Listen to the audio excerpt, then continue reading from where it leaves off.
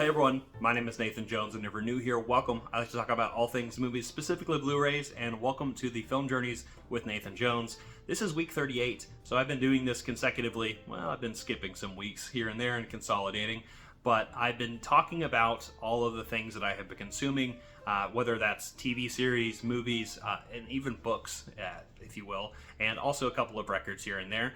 But I have been really enjoying this focus on my channel, talking about this journey each week as I'm collectively kind of going through the things that I have physically, some stuff that I've been watching in theaters or streaming, but it's been a lot of fun. And honestly, this last week has been an insane one because I have a huge haul for you to talk about.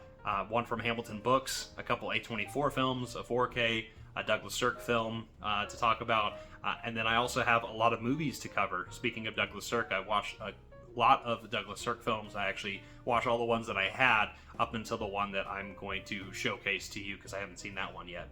But I've been really focusing on a lot of different things. There's also some TV series that I'll be covering.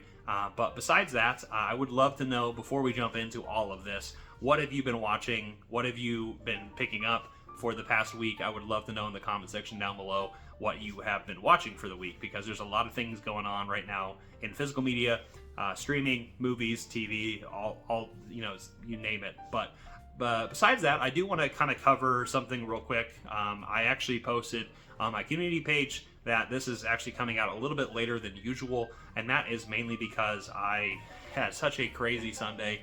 My car broke down on the side of the highway. It's a long story, but I'm okay. The car's getting fixed. It's just a hose that blew. But besides that, I was going to film this particular episode, but I didn't have time or the energy to do that after the fact. But to kind of make up for that, but also thinking about the future of this channel, there's actually a couple of things that I used to do on this channel quite a bit where I tackled certain topics and subjects, and I want to start doing that again in standalone videos besides this kind of weekly update that I do. And so I'm going to be doing a whole box set review here at the end of the week. I'm talking about the Sony Pictures 30th anniversary box set, the 4K box set that came out a few years ago. And man, oh man, has it been a treat to go through that. And so I'll cover that in another video coming up later on this week. But it has been an exciting time just to kind of dive into stuff that I already have on my shelf and also just talk about. So I'm excited to talk about that here in the future. But let's now jump into the things that I picked up for the last week, which, like I said, quite a bit. All right, so I actually got 13 titles, which is quite a bit. And I'm just going to go through them rather quickly, and a lot of the things I've just watched trailers on some of them. I've actually seen some of these movies, so I can kind of briefly talk about them. But it's, you know, a lot of these are blind buys, and I actually really love blind buying a lot of these movies. But like I said, trailers really intrigue me, and so do just like looking up reviews. So and also the price point. You know, like I said, I spent around $75, $80 on these 13 movies, which is insane. So let's just jump into the movies. The first one I got is Baby Teeth. And Baby Teeth came out a few years ago. It's in English, and I'm really, really excited about this. This is directed by Shannon Murphy, but I don't really know too much about this movie, but this looks like quite the thriller. I really love the trailer on this one, and very, very excited to watch this movie. Sorry for the sheen. I haven't taken the plastic off, and then that is going to reflect on that. This next one is Our House, another IFC film. Both of these are IFC films. Our House looks like a really great suspenseful horror film, and I am excited for that. Another cheap $4 film. Next is one that I actually had on my Amazon wish list for quite some time, and I finally saw it on, you know, Hamilton Books, and I'm like, I will buy it. But I don't know too much about this because it's some time ago that I wanted to pick this up. But I actually have Lowlife on here, and I believe actually my friend Steph, Movie Chatter, is the one who introduced me to this one. But I could be wrong, but this looks really, really fun, about a luchador, and then also some crime going on. Looks like a Tarantino type of film, so definitely looking forward to that with the slipcover. Next is a movie that I have seen. I actually watched it on streaming not that long ago, but I really enjoyed this thriller, and I think it's a really disturbing horror film about a killer, the Clove Hitch Killer, that is. And this is another IFC film. Quite a great performance with Dylan McDermott, who is in particular the scary one in this particular movie, because you are pretty much just on the edge of your seat the entire time, because you know who the killer is, but it happens to be, you know, in the family, and you'll see what I mean by that. But yeah, stream this movie because it's worth watching. There's a lot of twists and turns, no matter what I just said. Next is a film that I didn't really know too much about, but the trailer looked really interesting, and I know that this is a French film, I believe, and this movie came out in 2015, and that is Reality. And pretty much what they said is surreal, think 8.5 cross with Inception. Both fantastic films, right? Fellini and a Nolan film, so it's a crazy kind of combination of that. So I'm excited for this. I really don't know too much about this movie. A mysterious VHS tape, a giant rat, and a killer television. Yeah, so this looks like a lot of fun. And also John Heater's in this movie, of all people. So that's going to be an interesting one. Next is a 4K TV series that I have been eyeing, but I noticed that this was on sale for, you know, quite cheap. And I'm like, I actually think I'm really interested in this because I've been in a horror mood as of late. Maybe the things that I've been watching won't reflect that, but I am very much into horror films, and that is Castle Rock, the 4K first season of this. This is the J.J. Abrams and Stephen King adaptation of a lot of the Stephen King kind of books in this town, but I haven't really seen any of this, and I'm actually kind of curious if anyone has seen this show, what their thoughts on it are initially. But I've heard good reviews of this show, so having it on 4K for a good price is up my alley, and I'm very excited for that. Next is an 80s classic from the director of Pretty in Pink, but it is I think a French.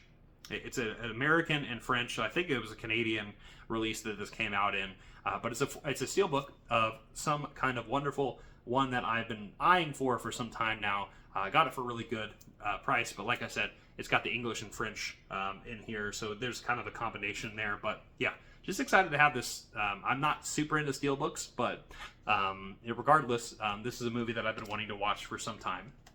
Next is a classic from my childhood. Surprised that I didn't have it on my shelf, and that is The Addams Family from the 90s. Really love this movie. Just happy to have it on Blu-ray again. Not much to say about this, but I've been watching a lot of Scooby-Doo lately, and so this kind of got me in the mindset to watch the Addams Family Scooby-Doo one, which is not a part of the new Scooby-Doo movies collection, but I wanted to kind of scratch that itch by picking up the movie from the 90s that I really like. Next is a really cool series that I am kind of dying to dive into, but the first movie is elusive in terms of trying to find it on Blu-ray because I think it's really out of print and really expensive. But I'm talking about the Trip series, and this is the Trip to Spain. So this is Steve Coogan and Rob Brydon. This is a series of films that they do, and it kind of reminds me, based on what I've seen, of like Sideways, if anyone's seen that film. But yeah, this is Steve Coogan. I really enjoy. He's really funny. But these are two friends pretty much going through various locations, having this trip together, and it's comedic and it's dramatic, and it's about friendship. And so I'm just really excited to join them on these trips. And I probably will do a trip series sometime in the near future. Next is a guilty pleasure type of film. I only got it because I love Ethan Hawke so much, and I kind of just want to collect everything that Ethan Hawke's in, even though it could be a terrible movie. And I'm talking about Getaway, and this is actually with Selena Gomez. So this is a heist film with, like I said, Ethan Hawke. So I don't really know too much about this, but this looks like a standard action flick that I'm just going to watch and have a good time with. And then I have two more films here, both actually the first one is Sony Pictures Classics, which we'll talk about Sony Pictures Classics here in the next video. But I got this film, and I don't know what language this is in, but I will put it down here. But it is In a Better World, and just looks intriguing. Everything that I've seen from Sony Pictures Classic, for the most part, has always wowed me in some manner or another. So if anyone wants to kind of check out this line of films, and let me know if you want me to make a video of some recommendations for Sony Pictures Classics, because I'm kind of in that mindset as of late. And then the last film is one that I've actually had on my wish list for years now, but I never was able to find it on Blu-ray in the wild, and that's what I've kind of been waiting for. But I got this for $5 finally, and it is The Diving Bell and the Butterfly. which I don't know much about, but I do know that it has been on my list for so long now that I kind of just jumped at it once I saw it. And yeah, so Hamilton books, like I said, all of that stuff around $80, which I think is a steal in my opinion. And I am just so stoked to have some classics like Addams Family, the stuff from my childhood, and kind of discovering some new films that I am just very curious about, and a lot of different paths I'm going to go on. Whether it's going to be get away with this really dumb path, or it's going to be something fun like some kind of wonderful. I'm just excited for it. Now let's transition to A24 and a 4K that I got recently from my local Entertain Mart, which is kind of a vintage stock combination. All right, so those A24 films right here are Baby Girl and The Brutalist. Two films, very, very different. I watched both of these movies in theaters. I watched them both by myself. Baby Girl, this movie is great smut, I will admit, and I'm really excited to watch it again. This movie is quite a treat. Some people really hate this movie, and some people really enjoy it. And I'm kind of in the enjoy category. I think it's definitely, it reminds me of like Cruel Intentions in a way. So like there's this sexual undertone that's just permeating the entire time. And it reminds me of a Paul Verhoeven type of film, but I'm just really excited for this. This is directed by Helena Regine, and Nicole Kidman and Harris Dickinson are wonderful in this movie, and so is Antonio Banderas. He always is. He's a treat, and why would you cheat on him? Anyway, I'm spoiling too much. And then the next film is one of the best films from last year, and that is The Brutalist, which I also got on Blu-ray, and I love this movie. The architecture, kind of background is splendid, but I love the kind of crafting of this story of this man who pretty much is an immigrant, and it is definitely very damning to like what's going on in America today, and very telling to a lot of current situations, even though this is set in the 1940s when a lot of the Jewish migrants were moving over to America for different reasons, obviously. But really excited to have this on Blu-ray again, and I love this movie. Definitely check that movie out. And then the next film I have is actually a 4K, which I believe was actually put out by Paramount Presents, but I actually missed the train on that one because I wasn't really collecting movies at the time. But I'm just glad that this actually came out on a standard 4K, so I'm excited just to have it. And it is one of the best westerns of all time, and now I'm talking about Once Upon a Time in the West by Sergio Leone. This is an amazing film, one that I am dying to rewatch. And honestly, I haven't seen any of the few dollars, the trilogy that Clint Eastwood and Sergio Leone did. I haven't seen those 4Ks just yet. I've seen the movies, and I love those movies, but I'm probably going to do some kind of project where I'm watching those films and this movie, and I'm just really stoked to finally have this on 4K. I've heard mixed things about this 4K, but also at the same time I've heard decent things as well. But I'm just excited because this is, like I said, one of the greatest films of all time. And having it on 4K, it's worthy to upgrade this movie. So happy to have that again. I also have a few more things to show you. One is a John Stahl and Douglas Sirk combination, because I have actually been currently watching a lot of Douglas Sirk films, and that is The Imitation of Life. So this is the original from the 30s and the 50s version. So 1934 and 1959. 1934 version has Claudette Colbert, who I love, and then the 50s version has Lana Turner in it, which is another fantastic actress. But I'm just excited about this, and I've heard wonderful things about both versions of this movie, and I've heard these are some of the best movies out there. I know it's been on the BFI top lists and the Sight and Sound poll as well, and so just excited to kind of dive into that. But like I said, I've been really into a Douglas Sirk mood lately, so I will jump into that here in a bit. But yeah, how to get these releases, and this is the only release that there is, but I'm happy to have both versions of this. I just wish they were separate sometimes. And then the last thing that I picked up was actually something that I got, I think it was on sale from Amazon some time ago because I believe this is coming out on Blu-ray, but I decided to just get the DVD, which is really atypical of me. But at the same time, I'm okay with it when it comes to TV shows for the most part. This is an older show, and this is one where I've actually was a recommendation from my friend Davey, who introduced me to Inside Number 9. This is their original series, and I'm talking about The League of Gentlemen. So this is the BBC version of this. So this is 3 series, a Christmas special and some anniversary specials.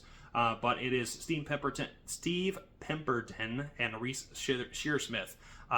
Combination of those two, like I said, with Inside Number 9. But they're also teaming up with Mark Gatiss in here, playing dozens of bizarre and comic inhabitants of this fictional town of Royston Vassy. So very excited about this in Northern England. It's going to be probably pretty British, I have a feeling, and I just know it's going to be a good time. But I just love British television, so really excited to have this on my collection. And, you know, like I said, shout out to my buddy Davey, who recommended this to me. So now, with that being said, those are all the things that I picked up. Now let's jump into the films that I have watched. All right, so now let's jump into the films that I have been watching for the week, and there's quite a bit here. And if you actually accidentally hear any kind of noises in the background, that's just my dog. But I have to be here in you know, the living room with him. But I was actually watching a lot of Douglas Sirk films. One being Sirk in Germany, right here. So this is a Eureka release. This is a film that I'm really excited to kind of dive into. This is actually 3 films with 3 shorts. And my favorite actually was the first, which was April Fool, which is about a business person and a shameless social climber kind of getting subjected to a prank. And that was a lot of fun, and it definitely a 1930s kind of romp of a film with a pasta factory, no less. And then there's a melodrama, The Girl from Marshcroft, which is about a farmer kind of being picked up off of her feet and climbing some social ladders. I didn't enjoy it as much, but it's definitely a fun time nonetheless. And then Pillars of Society, which is about a Norwegian shipbuilder who had a corrupt kind of deal go down with a farmer, which was interesting as well. Kind of reminded me of a Bergman film, but obviously Bergman would come way later. So a lot of the early Bergman films, that's kind of what it reminded me of. But the shorts on here were really good too. Overall, if you are a fan of Douglas Sirk, this is a set I would recommend people check out. So a solid 3 out of 5 for this entire thing, maybe 2.5, I would say. But like I said, if you are interested in this director's work, this is the stuff prior to leaving Germany, up until we get to these 3 films right here: Magnificent Obsession, All That Heaven Allows, and Written on the Wind, which I am really stoked to talk about. So first, let's talk about 1954's Magnificent Obsession. This is spy number 457 in the Criterion collection. One that I really kind of loved and didn't really know what to expect. But Rock Hudson, who you will see multiple times in these films, he is actually a really rich guy who accidentally killed somebody at the very beginning of the film on accident. It was just happenstance. You'll see what I'm talking about. And he actually kind of falls in love with the widow of the person he kills. And it's a little alarming, but it's also really interesting because a lot of the things that Douglas Sirk does is kind of upend this 1950s society that is happening in this particular American society. And I think it is quite telling, and to see something like this that on the surface is very, dramatic and kind of soap opera-y, but at the same time there is some underlying social undertones that I think are really cool, and also really interesting to point out and critique. And so I really love this movie. I would give it a 4 out of 5 without getting too in depth with the story, but Rock Hudson was fantastic. Also in here was Jane Wyman, who we will get back to here in a second with the next film. But I really love their chemistry here, and their chemistry is only going to go up to 11 here in the next film. But great movie. So transitioning from Magnificent Obsession to the next film from 1955, spy number 95 in the collection, another Rock Hudson and Jane Wyman performance, a perfect 5 out of 5 film, All That Heaven Allows. I've seen this movie multiple times, and it is one of my favorite films of all time. And this movie is just, first of all, gorgeous in Technicolor, because you are seeing every bit of detail. I would love to see this on 4K, by the way. Please put this on 4K out someday. But man, this is a rich fall movie with this couple where, I guess happenstance of an elderly woman who is a widow and a gardener who is Rock Hudson falling in love with each other and seeing the community around them kind of disown them and also some people accepting them for who they are, and this just weird kind of culmination of what community and what outcasts can look like. Again, a lot of social critique kind of going on in the background, but this movie is just really poignant and really beautiful in multiple ways, and it ends in a way that I won't really spoil, but necessarily it doesn't necessarily have a happy ending, at least in my eyes, and I kind of love that about this movie. And this is actually the movie that Fassbender would eventually make a different version, Ali Fury's The Soul, kind of a recreation of this story, and definitely a big inspiration for it. But I love this movie. I highly recommend this movie, and yeah, I adore it. Next is actually a movie that kind of feels like a noir in ways, mainly because it's got Lauren Bacall in it, but it is written on the wind. Another Rock Hudson performance. He loves being in these movies. I love Rock Hudson. We also have Robert Stack in here, who is the other love interest. It's kind of like a love triangle type of film with, some melodrama mixed in with like that noirish kind of tendency.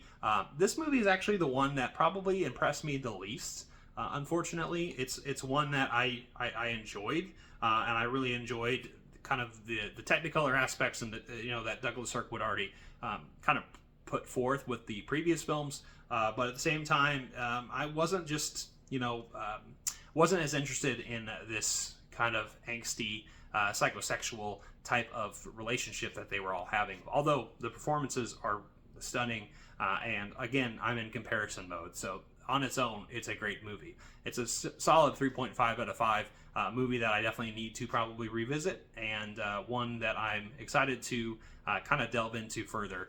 Again, going back to Douglas Sirk, I'm excited to watch An Imitation of Life, but it's been really fun to kind of just dive into those Douglas Sirk movies and kind of just explore some melodrama and in a way that I haven't done in quite some time. So it's been really, really fun that way. Now let's actually switch some gears to some horror films that I just randomly watched. One of a recent pickup that I have, a movie that I've seen multiple times, and that is Trick or Treat. This is one of my favorite releases from Arrow in quite some time. I love this movie. This kind of anthology horror film with Sam as our mascot, who is kind of at this, he's in several of the stories. He's not necessarily the main character in each story, but this movie is just so much fun. So this is directed by Michael Daugherty, and I don't think he's done too much since then, but I would love to see him do another one. I know that's probably been talked about ad nauseum, but this is just a fantastic, fun horror film with a lot of blood, a lot of gore, but a lot of good scares, and just a really good combination of a different actors that we have seen. Like Anna Paquin's in here, Brian Cox is in here. There's just a really cool cast, and this is just loaded with special features. I haven't checked out the special features on here, but my God, is there a lot in here. But yeah, this is the sentiment. This is probably the quintessential release. It actually comes with a poster as well. I might put that up on my wall. Next is a movie that I have been dying to watch for some time now, and spoiler alert, it's not a very cohesive movie, but I'm really excited that it exists, and I finally was able to watch it, and this right here is The Keep. And this is the Vinegar Syndrome limited edition box set. I don't think this is available anymore, but man oh man is this movie a treat. Visually, this movie is a stunner. So, kind of to get some background here, this is a Michael Mann film. This is the second film that he came out with, I believe, Thief being the first, which great film, James Caan. But yeah, here is the film itself with the booklet. Comes with the 4K release. But like I said, this movie kind of feels incomplete a little bit. It's got quite a bit of interesting things about it. The most interesting thing is the atmosphere and also the score. The score is actually by Tangerine Dream, who did a plethora of really great scores in the 80s, and I just love that band in general. They just worked with Blood Incantation, which is one of my favorite metal bands of right now, so which is a really cool combination to put them there. But yeah, this is just a really fun kind of just sci-fi movie about this really crazy keep, monastery in the mountains during wartime, awakening some kind of beast, some kind of extraterrestrial, maybe other dimensional type of beast. I don't know how to describe it, but this movie is a lot of fun. I definitely want to watch this with a group of people. I think I might appreciate it a little bit more if I do that, but by myself, I wasn't as impressed with the story as much, mainly because it was just like all over the place, and it just the editing and the cuts were really strange. And I think I don't know off the top of my head, but I know that I think Michael Mann does not really like this movie, and so that could speak volumes on what this is. But this is actually a monumental release because this movie finally came out on 4K. Didn't even have a Blu-ray release, and so this movie kind of bypassed for years to not be on physical media. So really excited to finally have this movie, and I'm very blessed to have the limited edition. I know the standard edition is available still, so please, if you are a fan of Michael Mann or just a fan of 80s sci-fi goodness or some horror goodness, check out The Keep. Definitely 2.5 out of 5 for me at the moment. I also didn't mention Trick or Treat, 4.5 out of 5. Love that movie. Now let's transition to another show, actually, one that I kind of was hesitant for the longest time to watch, mainly because the fan base of this particular show is just annoying as all get out. But I have enjoyed episodes here and there, but I was able to finally finish the first 4 seasons of Rick and Morty.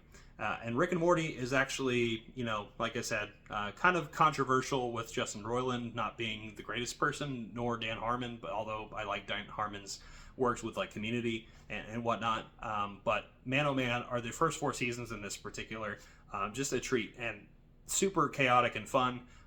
Glad that I passed the fan base that was super obsessed with this show all those years ago. To finally watch this now and kind of appreciate it a little bit more because of the fact that I've put some distance between it. But I definitely recommend the first 4 seasons. I think that's this what this set is, and really great release here. And I'm definitely excited to watch these again sometime in the near future. But that was just some kind of in between my movies. I was watching Rick and Morty, and it was really fun. Now, I have 2 more films to talk about. One is actually related to the Sony Pictures Classic, which is the first film in that set is Orlando with Tilda Swinton. But I actually watched that, and then I immediately thought about this, and I'm like, wait a minute. Do I have a film in my collection that is kind of related to that, but tangentially? But that is, Orlando, My Political Biography, a film by Paul B. Preciado.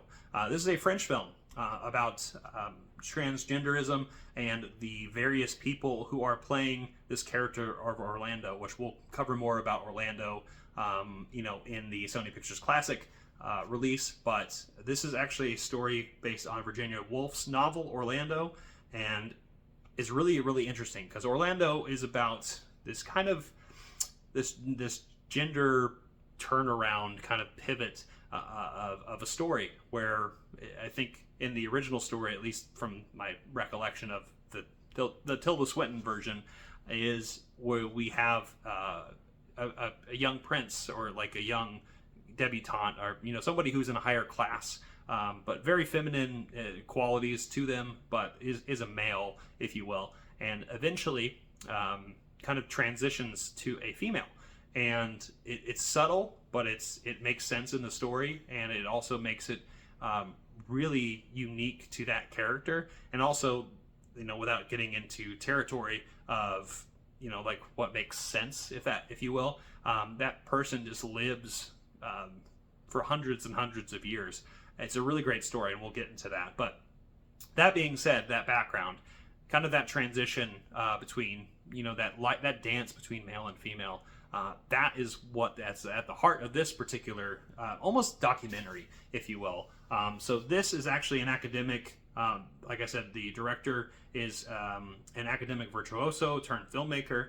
It's about a personal essay and historical analysis and social manifesto, talking about the eponymous heroine has inspired readers about their gender fluidity as well as their physical and spiritual metamorphosis across 300-year span.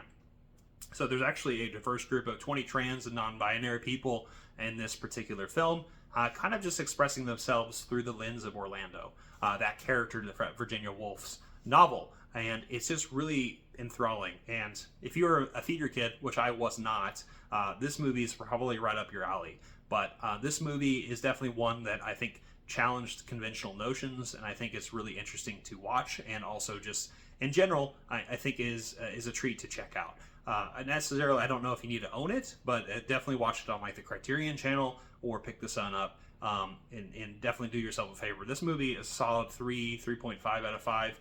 One that, like I said, is kind of challenging in conventional norms, but at the same time, worth it and worth checking out. And I'm excited to talk about Orlando, the movie, when we get back in this next episode. And then the last thing I want to talk about is a movie that I talked about last time, finally getting on 4K, and one that just, I adored this movie. This is one of my favorite movies of all time, and I'm talking about Paris, Texas. I have the Paris, Texas 4K from Curzon right here, and this is actually just one of my favorite films. This release was splendid, and I think that Curzon did a wonderful job of putting this on 4K. The transfer is immaculate. It's a movie that always brings me to tears. Harry Dean Stanton is just somebody that is just such a beautiful character in here. Natasha Kinski as well.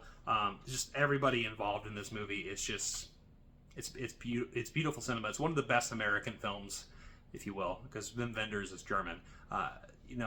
Ever made, I would argue. And I watched some special features in here too. There are the discs, the 4K and the Blu-ray.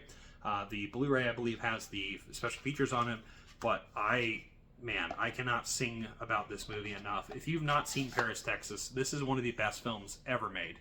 And a movie, like I said, it's a quintessential American movie. And this movie will bring you to tears, but also make you happy that you're alive. But in the best way possible. This movie's a 5 out of 5. Highly recommend people check this movie out. If you can, get this release. It's on 4K, so if you are outside, the UK, you can get this and at least watch the 4K on this. You just probably won't be able to watch the Blu-ray if you don't have a region-free player. But with that being said, those are all the things that I've watched for the week. I've watched quite a bit. I've collected quite a bit. But upcoming, we're going to be talking about the Sony Pictures Classic 30th Anniversary box set, and I'm really excited about that. But, at the end of this whole adventure, I would love to know, down in the comment section, what have you been checking out? What have you been watching? What do you think about all the things that I've been watching? I'd love to hear your thoughts on it down in the comment section down below. But anyway, thank you so much for watching this video. I hope you enjoyed your time, and I will see you next time. I'm not jonesing around.